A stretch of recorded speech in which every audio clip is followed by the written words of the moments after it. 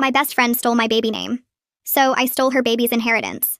I know you mentioned Celeste, but Ryan and I just fell in love with it, Jenna said at her baby shower, her hand on her 7-month bump. You understand, right? You're not even pregnant yet. I sat there holding the gift I'd brought, a handmade quilt with constellation patterns, specifically chosen because Celeste meant heavenly. I'd shared that name with Jenna 5 years ago, the night my mom died. Mom had always said if she'd had another daughter, she would have named her Celeste. It was sacred to me. Jenna knew all of this. Besides, Jenna continued, cutting her cake, you can still use it for a middle name or something. The other shower guests shifted uncomfortably. Everyone knew Jenna and I had been inseparable since college. Everyone also knew I'd been trying to conceive for 3 years, while Jenna got pregnant within 2 months of trying. Sure, I managed to say. It's a beautiful name. What else could I say? Make a scene at her baby shower? Demand she change her mind? The damage was done. 2 months later, baby Celeste was born. Jenna plastered social media with photos. Our little star, she captioned everything, using the celestial theme I'd described to her, the constellation nursery I'd planned. The star-themed monthly photos I'd dreamed about. All of it, stolen. Then, 4 months after Jenna's daughter was born, I finally got my positive test. I didn't tell anyone except my husband, Dean, for the first trimester. Not even Jenna, who texted constantly asking why I was being distant. The second trimester ultrasound revealed we were having a girl. Dean squeezed my hand. What about Eleanor? He suggested gently. Your grandmother's name? Maybe, I said, but my mind was somewhere else entirely. 2 weeks later, I ran into Jenna's mother-in-law, Diane, at the grocery store. We'd met several times at Jenna's events. How's Jenna? I asked politely. Diane's face tightened. Fine, though I'll never understand why she refused to use my mother's name. 3 generations of tradition. Broken. She shook her head. Margaret Rose. Every firstborn daughter in our family for 100 years. But Jenna said it was outdated. I knew this story. Jenna had ranted about it for years. How Ryan's family pressured her to continue the tradition. How his grandmother had even offered to pay for college if they used the name. How Diane brought it up every holiday, every birthday, every chance she got. Jenna called it her nightmare name, because she knew Diane would never let it go. Such a beautiful name, I said carefully. Full of history. Diane's eyes actually misted. My mother was Margaret Rose. I'm Margaret Rose, though I go by Diane. Ryan's sister plans to use it someday, but she's not even married. The tradition might die with me. That evening, I told Dean about the conversation. He looked at me suspiciously. You're not thinking what I think you're thinking. Margaret Rose is a beautiful name, I said innocently. Classic. Timeless. We could call her Maggie. The thing is, I genuinely did fall in love with the name. The more I said it, the more right it felt. Margaret Rose. Maggie. It was elegant but approachable. Strong but feminine. Everything Jenna had said she hated about it, I loved. We didn't announce the name until the birth. When Margaret Rose arrived, healthy and perfect, I posted one simple photo with her name, no explanation, no tags, just the announcement. My phone exploded within an hour. Jenna called 15 times. I didn't answer. She texted, Are you serious right now? Then, You know what that name means to Ryan's family. Then, This is insane. You're not even related to them. Finally, Please call me. I responded once. Congratulations on your daughter Celeste. I'm sure you understand that Dean and I just fell in love with Margaret Rose. You're right, though. Names can't be claimed. Thanks for teaching me that. The real chaos started when Diane found out. Ryan's mother sent us a gorgeous antique silver rattle that had belonged to the original Margaret Rose. She posted about her honorary granddaughter carrying on the family tradition. She sent heirloom clothes, family photos, a hand-embroidered christening gown that had been worn by every Margaret Rose for a century. Jenna was livid. She texted, She brings up your daughter at every family dinner. But here's the thing. Maggie really did become part of Ryan's extended family in a weird way. Diane invites us to holiday dinners, where Maggie is treated like royalty, while Jenna seethes. And what shocked us was when the family matriarch sent Maggie a trust fund announcement on her first birthday, something she'd promised for the next Margaret Rose. 3 days after posting about the trust fund, my phone rang with Diane's number. She didn't even say hello before launching into how Maggie absolutely needed to come to Sunday dinner to meet her cousins and see all the family photos of the Margaret Roses through the years. I said yes because some part of me wanted to see this whole thing through to wherever it was going. Dean looked up from his laptop when I hung up and gave me this look that said he wasn't sure this was a good idea, but he didn't say anything out loud. Sunday came fast, and we drove to Diane's house with Maggie in her car seat, my stomach doing weird flips the whole way there. The house was packed with Ryan's extended family when we arrived.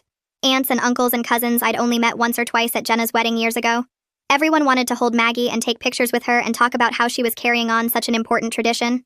Diane had set up this whole display of framed photos showing every Margaret Rose going back to the original one from the 1920s, and she kept pointing out features Maggie supposedly shared with each of them. Ryan's mom walked me through the whole family tree like I was already part of it, and honestly it felt good to be welcomed so completely. even though I knew why it was happening. Then I saw Jenna sitting in the corner of the living room holding Celeste, not talking to anyone, just staring at her phone. She looked up once when someone laughed really loud at something Diane said about Maggie, and the expression on her face made my chest hurt in a way I hadn't expected. Ryan's sister came over to where I was standing near the photo display and made this comment about how it's nice when family traditions actually mean something to some people, and the whole room went quiet for a second. I wanted to disappear into the floor because even though I'd wanted Jenna to feel bad, watching it happen in real time was different from I'd imagined. Diane jumped in quickly to change the subject, asking if anyone wanted more food, and the conversation started back up, but it felt forced now. About an hour later, Jenna stood up suddenly and said something about Celeste being fussy and needing to go home. Ryan looked confused because Celeste had been sleeping fine, but he got up and started gathering their stuff without arguing. I followed them out to help carry things to the car, telling myself I was just being polite, but really I wanted to see if Jenna would say anything to me. She didn't look at me once while Ryan loaded the diaper bag and car seat. Then I saw her face as she climbed into the passenger seat and realized she was crying, trying to hide it but not doing a great job. Ryan closed her door and nodded at me before getting in the driver's side, and they pulled away while I stood there in the driveway holding a casserole dish someone had handed me. For the first time since I'd announced Maggie's name, I felt something other than satisfaction, this weird twist in my stomach that might actually be guilt. I went back inside and finished the dinner, smiling and accepting compliments about Maggie, but that image of Jenna crying kept popping into my head. Dean brought it up on the drive home, asking if I was really okay with how everything had played out. I snapped at him that Jenna deserved this after what she did to me, after she took the name I'd shared with her the night my mom died. He just nodded and went quiet, didn't push me or argue, which somehow made me feel worse than if he'd gotten mad. The next week, my phone completely exploded with messages from our mutual friends. Half of them thought I was a genius for the Margaret Rose move, sending laughing emojis and saying Jenna had it coming. The other half thought I'd gone way too far, that revenge was one thing, but involving Ryan's whole family and a trust fund was crossing a line. Everyone wanted details about how much money was in the trust, and whether Diane knew I'd done this on purpose. I realized pretty quickly that our private revenge situation had turned into public entertainment for our entire friend group, with people taking sides and gossiping about it like we were characters in a show. It made me feel sick in a way I couldn't quite explain to Dean when he asked why I kept staring at my phone with that look on my face. Then Jenna's sister messaged me asking if we could talk, saying Jenna was really struggling, and their family was getting worried about possible postpartum depression. I stared at that message for like 20 minutes before responding that I'd meet her for coffee. I told myself I wasn't a complete monster, that I could at least hear her out, even though I was still angry about everything Jenna had done. We met at a coffee shop halfway between our houses, and Jenna's sister didn't waste any time getting to the point. She explained that Jenna was crying all the time, wouldn't go to any family events with Ryan anymore, and kept apologizing to him about the whole name thing, even though it was too late to change it. She asked if there was any way to fix this situation, and I honestly didn't know what to tell her. I sat there stirring my coffee and trying to figure out what fixing it would even look like at this point, because Maggie's name was Maggie's name, and the trust fund was already set up. Jenna's sister left after about 30 minutes, looking disappointed that I didn't have any answers for her, and I drove home feeling more confused than ever about whether I'd actually won anything. The hollow feeling in my chest got worse over the next few days until I finally told Dean I thought I needed to talk to someone professional about all this. He found a therapist named Adriana Moses who had good reviews and could see me pretty quickly. I went to my first appointment not really sure what I was supposed to say, but Adriana made it easy by just asking me to tell her what brought me in. I explained the whole thing from Jenna taking Celeste to me, choosing Margaret Rose to the trust fund announcement, and Adriana listened without judging or telling me I was right or wrong. At my second session, she asked me what I'd actually wanted from this whole situation, and I had to think about it for a while. I realized I'd wanted Jenna to understand how much she'd hurt me, to really get what it felt like to have something precious stolen. But sitting there in Adriana's office, I had to admit that understanding and public humiliation weren't the same thing, and maybe I'd gone further than I needed to. The satisfaction I'd expected from the revenge just wasn't showing up, and instead I kept replaying that moment of Jenna crying in the driveway, wondering if I'd become the villain in someone else's story instead of the hero in mine. Then Diane called again to invite us to Thanksgiving, making it really clear that this was a Margaret Rose family tradition, and Maggie needed to be there. Dean asked if I wanted to decline to avoid more drama with Jenna, but I couldn't bring myself to say no. Diane's affection for Maggie was genuine and real, not fake or manipulative, and rejecting that felt wrong, even though I knew it would hurt Jenna to see us there. I told Dean we'd go to Thanksgiving and just deal with whatever happened, even though my stomach twisted just thinking about it. Thanksgiving at Diane's house turned out exactly as uncomfortable as I expected. Dean and I arrived right on time with Maggie dressed in a little turkey outfit that Diane had specifically requested we bring her in. The house smelled like roasting turkey and pie, and Diane practically snatched Maggie from my arms the second we walked through the door, cooing about her precious Margaret Rose and how she needed to show her off to everyone. Ryan's extended family filled the living room and dining room, aunts and uncles and cousins I'd met at previous gatherings, And they all made a fuss over Maggie like she was the guest of honor. Diane had even set up a special high chair decorated with a banner that said, "Our little Margaret Rose," in fancy letters. I caught Dean giving me a look that said this was way more intense than either of us anticipated, but we went along with it because Diane's excitement felt genuine even if the situation was weird. An hour passed with no sign of Jenna and Ryan, and I watched Diane check her phone repeatedly and glance at the door. When they finally showed up at almost 2 o'clock, a full hour late, Jenna looked exhausted, and Ryan seemed tense. Celeste was fussy in Ryan's arms, and Jenna barely made eye contact with anyone as they came in. Diane immediately asked what took so long, her voice tight with that particular tone mothers use when they're annoyed but trying not to show it in front of guests. Ryan mumbled something about Celeste's nap schedule being off and needing to wait for her to wake up, but I saw Jenna's jaw clench like that wasn't the real reason at all. They sat at the far end of the table from us, and the meal was so awkward I could barely eat my turkey. Jenna pushed food around her plate, and Ryan kept his eyes down, and every time Diane mentioned Maggie or the Margaret Rose tradition, I watched Jenna's shoulders get tighter. Halfway through dinner, Celeste started crying and wouldn't stop, and Jenna stood up abruptly and said they needed to go. Ryan tried to convince her to stay for dessert at least, but she was already gathering their things and heading for the door. I followed them out to the driveway under the excuse of getting something from our car, and that's when I overheard Diane catching Ryan at his vehicle. She asked him straight out why they never stayed for full family dinners anymore, why they always had an excuse to leave early, and her voice cracked a little like she already knew the answer, but needed to hear him say it. Ryan looked miserable standing there with Celeste's car seat in one hand, and he said something about Celeste's schedule being unpredictable, and Jenna being tired from night feedings. But everyone knew those were just excuses. The real reason stood in Diane's living room wearing a turkey outfit and being treated like the family princess, while Jenna's daughter got barely a glance.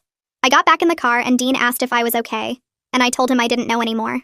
2 days after Thanksgiving, my phone rang from a number I didn't recognize with a local area code. I almost didn't answer because I was in the middle of changing Maggie's diaper, but something made me pick up. The voice on the other end was older, warm but with a slight shake that comes with age, and she introduced herself as Aurelia, Ryan's grandmother. She said Diane had given her my number and she hoped I didn't mind the call, but she was 87 years old and wanted to meet the baby carrying her name before she ran out of time. The way she said it so matter-of-fact, like she was talking about running out of milk instead of running out of life, caught me completely off guard.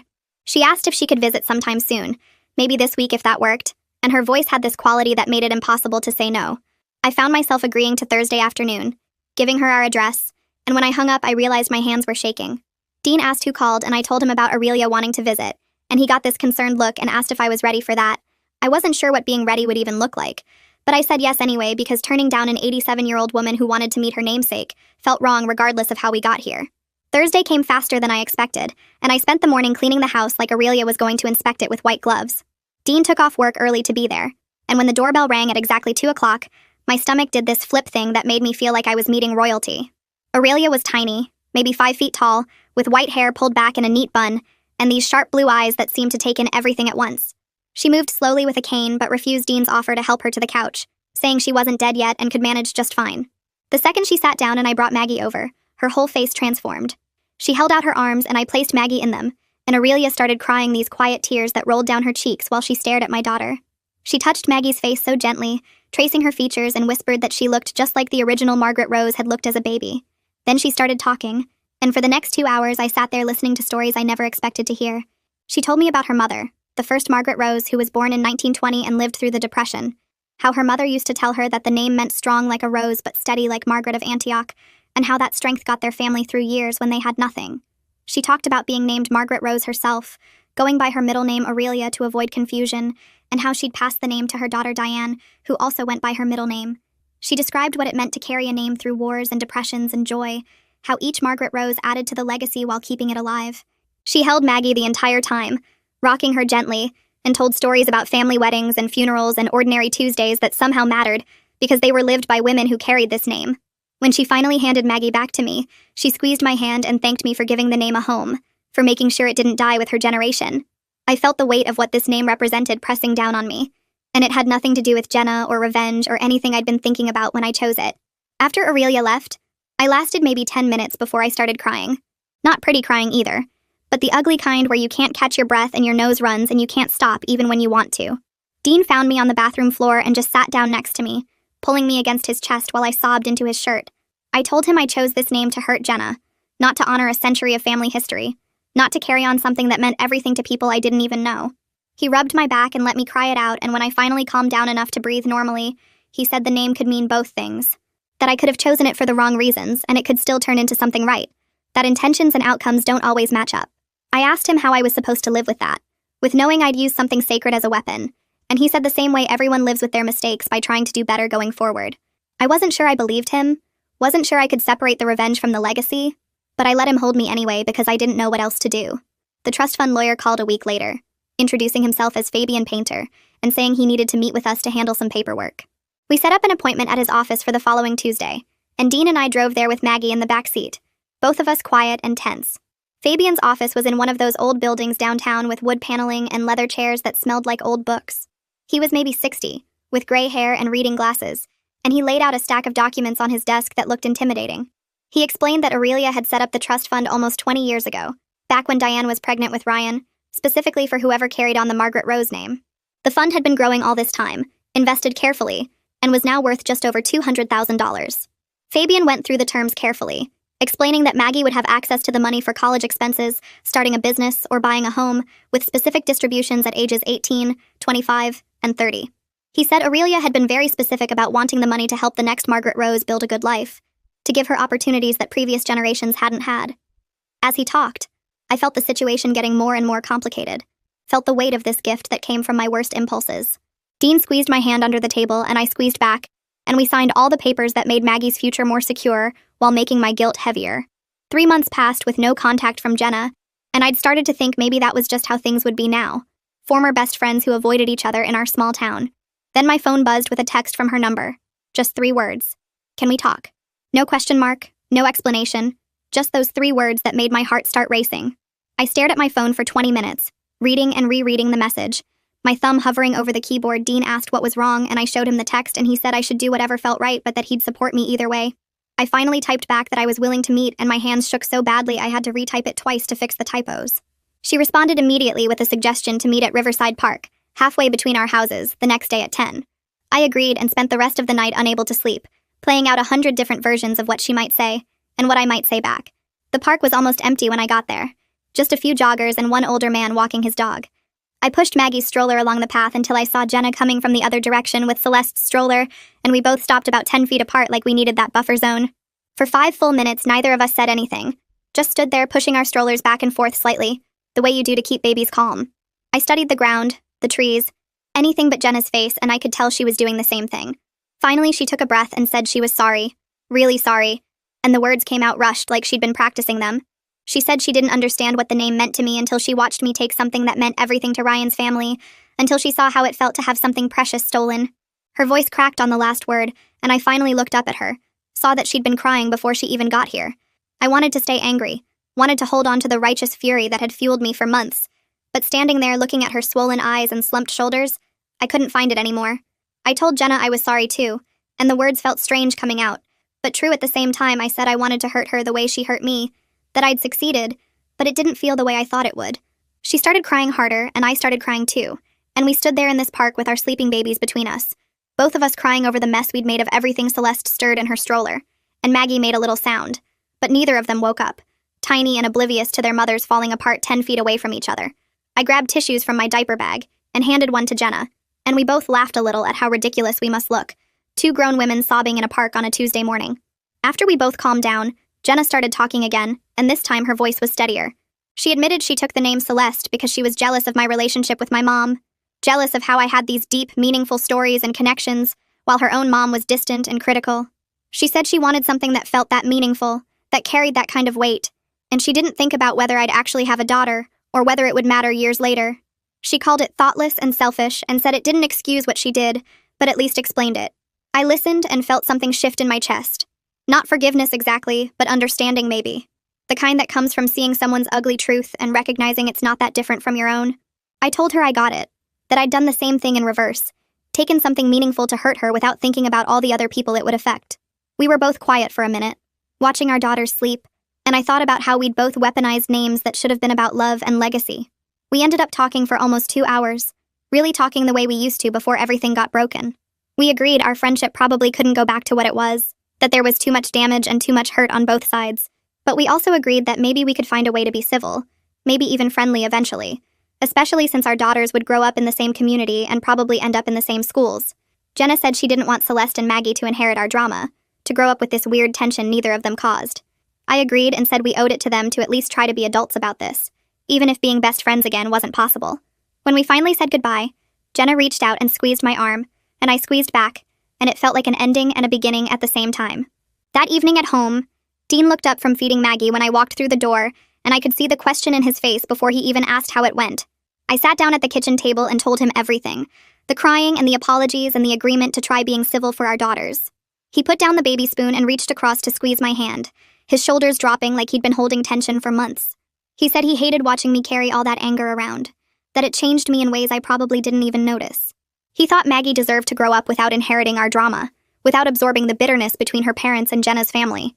I nodded because he was right, even though part of me still wanted to hold on to the satisfaction of my revenge. 2 weeks later, Diane called asking if we'd come to Christmas dinner, and mentioned she'd invited Jenna and Ryan too. I texted Jenna before responding, asking if she felt okay about both families being there. She took an hour to reply but finally said yes, that we had to start somewhere, and a big family gathering might be easier than something intimate.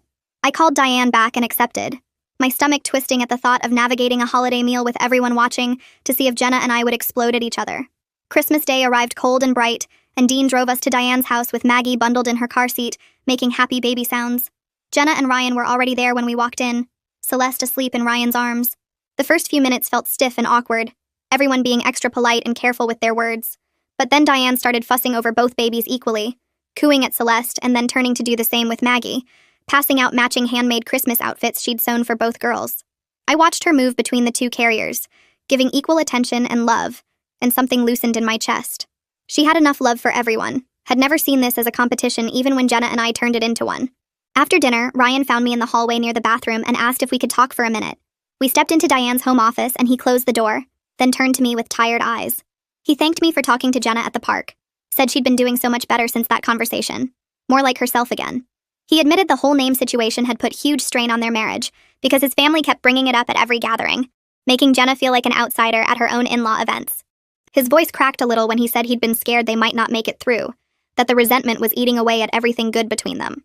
I told Ryan I was sorry for using his family tradition as a weapon, that I'd been so focused on hurting Jenna I hadn't thought about how it would affect him or their marriage. He surprised me by saying he got it, that his sister had done something similar to a cousin years ago over a different family conflict. He said family dynamics were complicated, especially around names and legacy and all the weight people put on those things. We stood there in that small office for another minute, not saying anything else, but something felt settled between us that hadn't been before. My next therapy session with Adriana happened on a rainy Tuesday morning. I told her about the park conversation with Jenna and the Christmas dinner, and how I felt guilty but also still angry sometimes. She leaned forward in her chair and said both things could be true at the same time, that I didn't have to choose between them.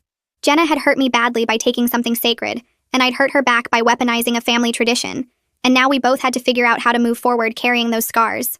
She said healing wasn't about forgetting or pretending the hurt never happened. It was about learning to live with the complicated truth of what we'd done to each other. Maggie's 6-month checkup came the following week, and the pediatrician measured and weighed her, declaring everything perfect. While updating the chart, the doctor commented on her name, asking if Margaret Rose was a family name. I hesitated for just a second before saying yes, because it was now even if it started as revenge. The name had grown bigger than my original intentions, had taken on a life and meaning beyond the spite that first made me choose it. The doctor smiled and said it was lovely. Classic names like that were making a comeback. That night after putting Maggie down, I pulled out a new journal I'd bought and started writing. I addressed it to Maggie, explaining the complicated story of her name in simple words she'd understand someday when she was old enough. I wrote about my mom and the name Celeste, about Jenna taking it and how much that hurt. I wrote about meeting Diane at the grocery store and learning about the Margaret Rose tradition, about choosing the name partly for revenge and partly because I genuinely loved it. I wanted her to know both the beautiful family history she'd inherited and the messy truth of how she became part of it. Wanted her to understand that people and their choices were rarely simple or pure. 3 weeks later, Jenna texted asking if I wanted to grab coffee, just the two of us without the crying this time. We met at a place halfway between our houses, both of us pushing strollers with our daughters bundled against the February cold. We talked about mom stuff, sleep schedules, and teething and the weird rashes babies get for no reason. We carefully avoided the name drama, skirting around it like a hole in the conversation neither of us wanted to fall into. It wasn't friendship yet, not the way it used to be, but it wasn't enemies either. It felt like progress, like we were building something new from the broken pieces of what we'd had before. The next month, Aurelia called and invited me to lunch, just the two of us without Dean or Maggie. We met at a quiet restaurant near her assisted living facility, and she spent 2 hours telling me stories about the 4 Margaret Roses who came before my daughter. She described her mother's strength during the Depression, her own childhood during the war, the family traditions that had been passed down through generations. After we finished eating, she pulled out a cardboard box filled with family photos and heirlooms, things she'd been saving for the next Margaret Rose. She pushed it across the table and said Maggie should know where she came from, even if the path here was unconventional. Her eyes were bright and clear when she said sometimes the universe worked in mysterious ways. That night I showed Dean everything from the box, spreading the photos across our bed while Maggie slept in her crib. We looked at pictures of women who carried this name through a century of history, through wars and peace and ordinary life. There were letters and baby clothes and a silver brush set that had belonged to the first Margaret Rose. Dean picked up a photo of Aurelia as a young woman holding her own daughter, and his eyes got wet. He said maybe the universe really did work in mysterious ways, bringing Maggie into this legacy even through my revenge, turning something born from hurt into something beautiful and lasting. The next week, our friend Sarah texted inviting us to her daughter's second birthday party. She mentioned that Jenna and Ryan were coming too, the first time anyone had tried putting us in the same room since everything happened. Dean asked if I wanted to skip it, but I said we should go because avoiding each other forever wasn't realistic when we lived in the same town and had the same friends. The party was at a park with a bounce house and face painting, and when we arrived, Jenna was already there pushing Celeste on the baby swings. We made eye contact across the playground, and both did this awkward half-wave thing before focusing hard on our daughters. I spent most of the party talking to other moms about sleep training and teething, making sure to stay on the opposite side of the playground from Jenna. When the cake came out, we ended up standing near each other in the crowd, and I could feel the other parents watching us like we might start fighting, but we just sang happy birthday with everyone else, fed our babies tiny pieces of cake and wiped frosting off their faces. On the drive home, Dean said that went better than expected, and I agreed, even though my shoulders had been tense the entire time. 2 days later, Diane called asking if I'd bring Maggie to her weekly grandmother's group on Thursday mornings. She explained that she met with 5 other grandmas at a coffee shop, and they all brought photos of their grandkids, and she really wanted to show Maggie off in person. I hesitated because it felt weird, but Diane sounded so excited that I agreed to come once and see how it went. Thursday morning, I dressed Maggie in one of the heirloom outfits Diane had sent, a little white dress with pink flowers that had belonged to the first Margaret Rose.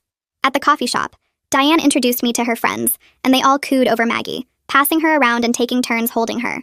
One woman asked how I was related to Diane, and Diane jumped in saying I was her honorary daughter-in-law, which made me feel both touched and guilty. The women asked about Maggie's name, and Diane told the whole story about the family tradition, beaming with pride the entire time. Watching her show off photos on her phone and brag about Maggie to her friends, I felt grateful that something good came from my messy revenge, even if the motivation had been terrible at the start. The following week, Jenna texted me directly for the first time in months. She asked if maybe our daughters could have a playdate sometime. Just the 4 of us without Dean or Ryan or any extended family around. I stared at my phone for a full minute, surprised she was reaching out. Part of me wanted to say no because things were still complicated and awkward, but another part was curious if we could build something new from the broken pieces of our friendship. I texted back that I was willing to try to. We made plans for the next Saturday at a neutral park halfway between our houses. Saturday morning, I was nervous driving to the park, not sure what to expect or how to act. Jenna was already there when I arrived, sitting on a bench with Celeste in a stroller. We said hi and spread out a blanket in the grass, then put both babies down with some toys between them.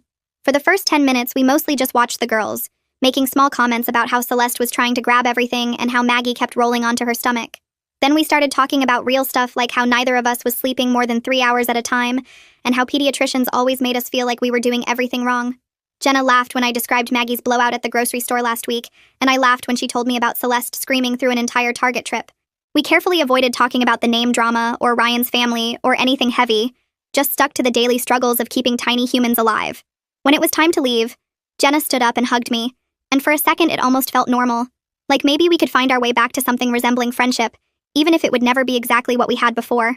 3 weeks later, Ryan's whole extended family gathered for Aurelia's 88th birthday at a big community center they'd rented. Dean and I weren't sure if we should go since it was a family event, but Diane insisted and said Aurelia specifically wanted Maggie there. When we arrived, the place was packed with at least 50 people, multiple generations of Ryan's family all celebrating together.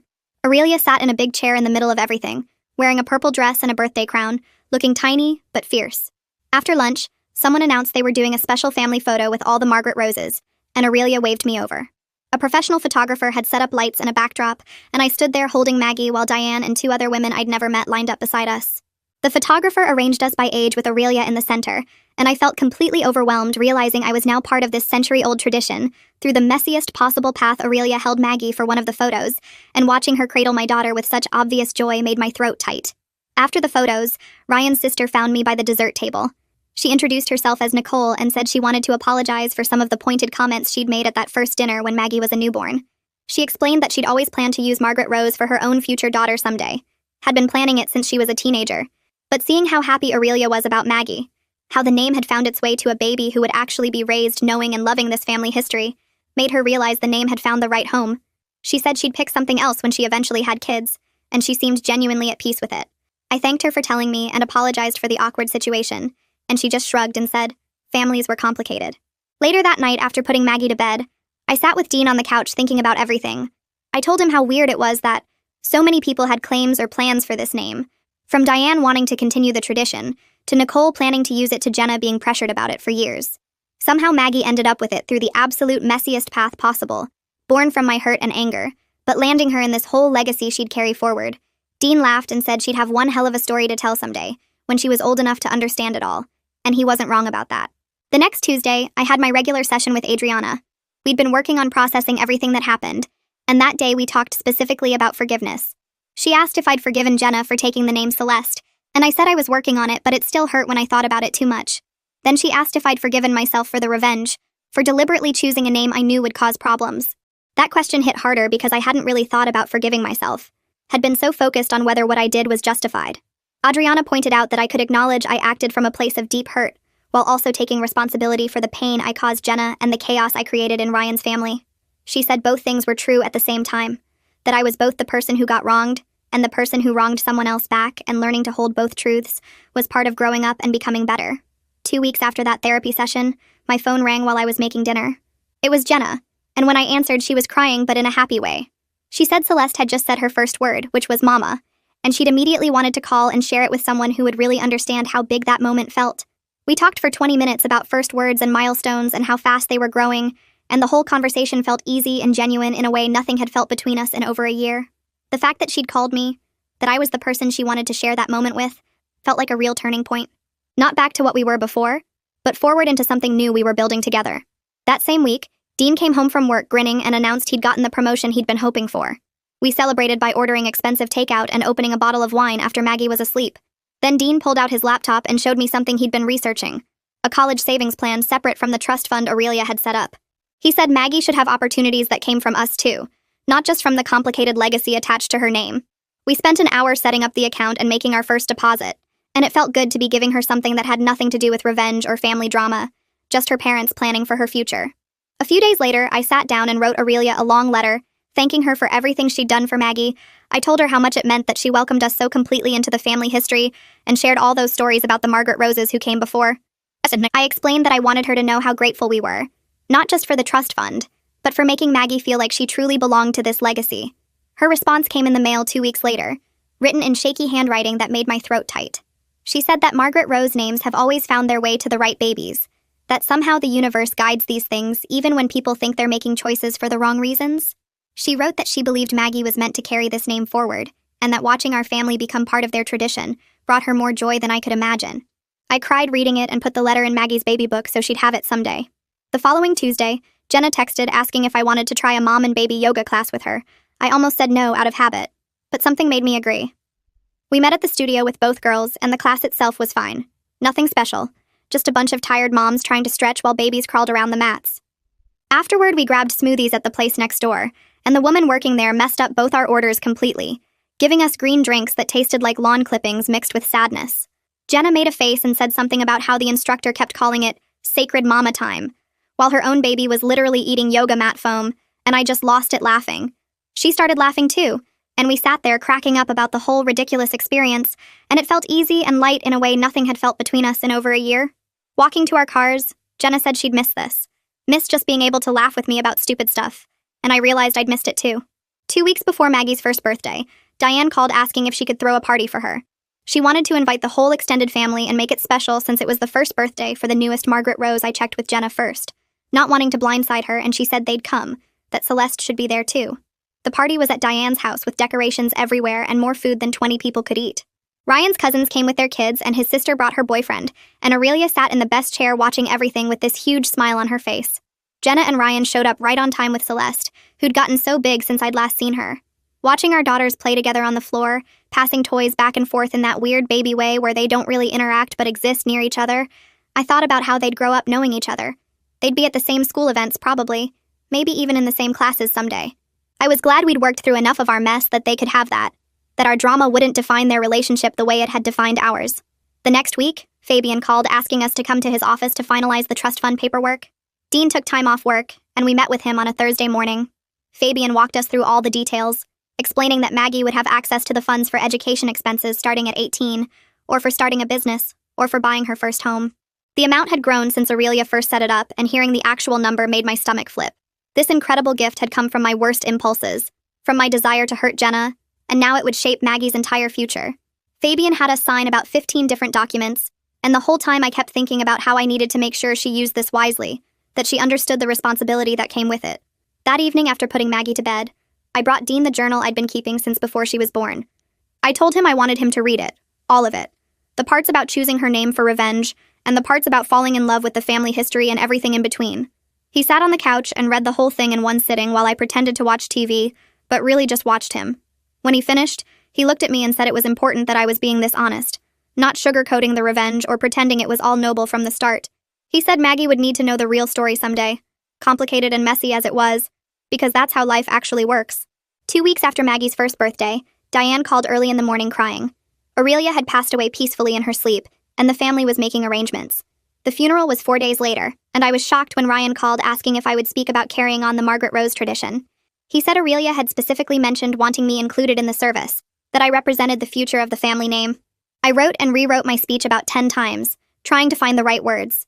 At the funeral, I stood up in front of everyone and talked about legacy and second chances, and babies who bring families together in unexpected ways. I talked about how Aurelia taught me that names carry history forward, and that sometimes the path to belonging is stranger than anyone plans.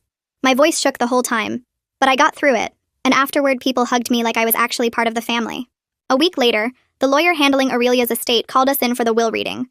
She'd left specific items to different family members, and when he got to Maggie's part, he pulled out a small velvet box.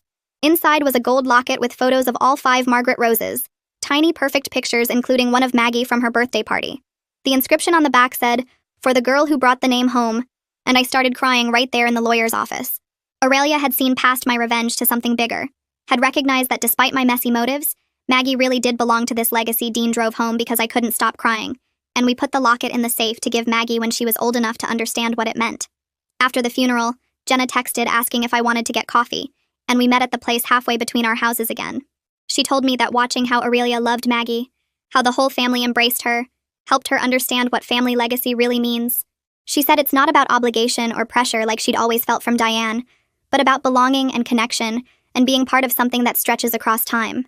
Then she said something that surprised me, that she was genuinely glad the name went to someone who'd be surrounded by that history and love, that maybe it was meant to work out this way, even if we got there through hurt and anger. 6 months passed with things feeling almost normal between us. We did playdates every few weeks, texted about mom stuff, and slowly rebuilt something that felt like friendship, even though it was different from before.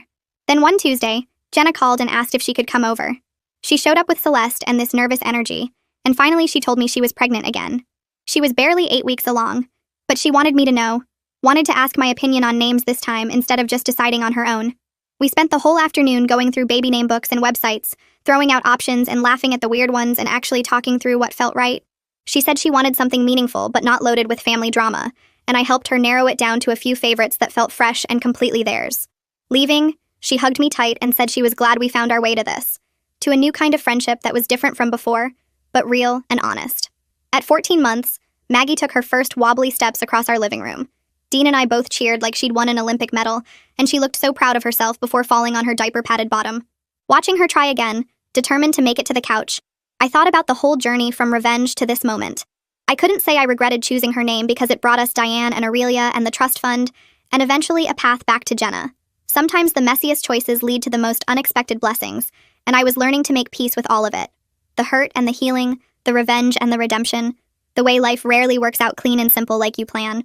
Maggie pulled herself up and took 3 more steps before Dean caught her, and her laugh filled the whole house with joy that had nothing to do with names or drama or anything except being loved completely for exactly who she was.